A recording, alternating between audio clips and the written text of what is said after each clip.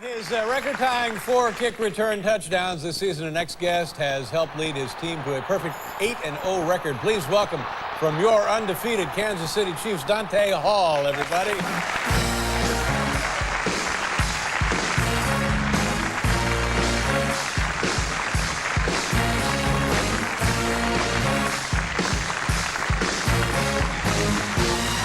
Welcome to the show. Thanks for having me. Congratulations. It's been an exciting season for you so far, hasn't it? Yeah, it's for the team also. Being 8-0. Do you feel like you're a good candidate now for MVP of the league? I really don't think about that. Yeah. I don't think I play enough snaps. If I had to vote, I would vote for, say, a Steve McNair or somebody like that.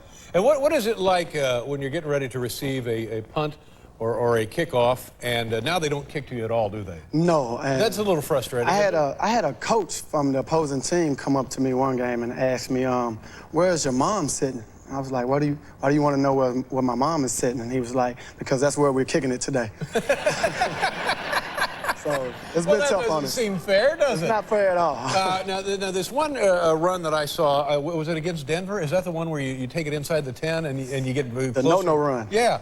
Was that Denver, the Denver yes, game? Yeah. Tell us about that. Take us through that one. Well, we have a rule. It's called a 10-yard rule. And I'm not supposed to field the ball inside the 10-yard line.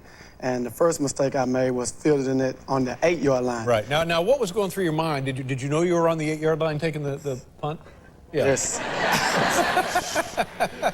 Well, what did you think was going to happen? Well, you know, I hadn't had many chances to make a play that game, and it was the fourth quarter. We were down by 6, and my instincts just kind of took over, and I wanted to make a play, and fortunately it worked out. Right. And so what happens? You're at the 8th, and the first thing that happens is you start losing yardage, right? Yeah, losing, kind of running back towards the 5 and then towards the 2, which is a major no-no. It's sort of like, you know, you have a 12 o'clock curfew.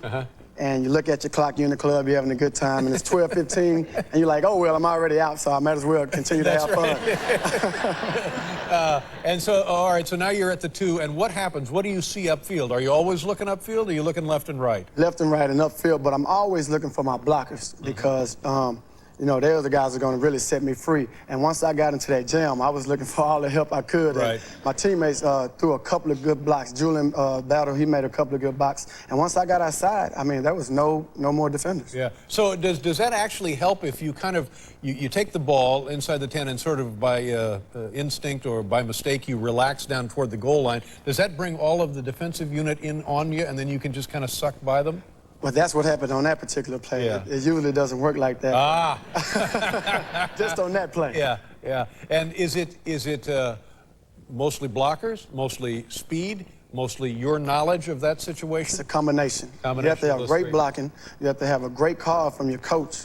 And you also have to have great instincts. And it's a combination. I wish I could have my entire blocking unit because I really feel it's kind of selfish being up here by myself because so much work goes into this, and I'm just a byproduct of it all. Well, that's nice of you to say, but I know that those people are actually...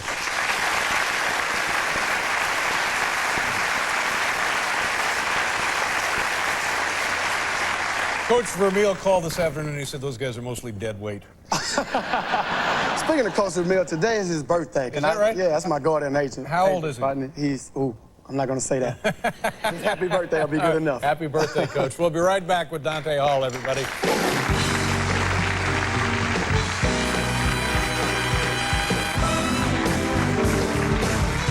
Now, when you get one of these kickoffs or a punt and you're returning and it looks pretty good and you go for a touchdown, is it more fun to do that at home or more fun to do that in an opponent's stadium? At home. Yeah. I have to say at home because you hear the roar of the crowd. Right. And when you're on the road, you hear like, and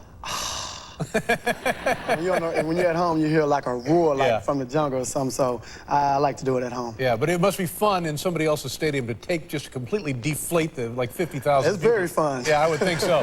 Now we have the videotape of the run back we were talking about earlier, you against Denver. Let's take a look at this and tell us what's going on here, Dante. First no-no. Yeah. Caught it at the 8. Yeah. Now I'm just dancing around. Now here comes the biggest no-no. Look at the direction I'm going. And here comes the great part right here. Oh, my goodness. Look at this. And at this point, they had all sucked in, and I got a couple of great blocks from my teammates, and it was off to the races from there. Oh, my God.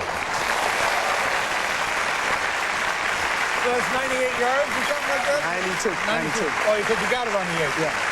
What is this? It's the X Factor. You know, this is the X Factor. X Factor. I call myself the X Factor. Just a little fun thing I do. Because you have Priest home, which is, of course, our workhorse. Tony Gonzalez, Trent Green. We have so many great players, and I just like to call myself the X Factor. I'm going to be that guy that when you're focusing hard on the other guys, I will burn you. Now, do you think that this will be Coach Vermeil's third visit to the Super Bowl? I really believe so. No one deserves it more than him. He's a great person first, and then a great coach. Well, we'll be looking forward to that. And do you play the Jets this year? No, we played them last year and won.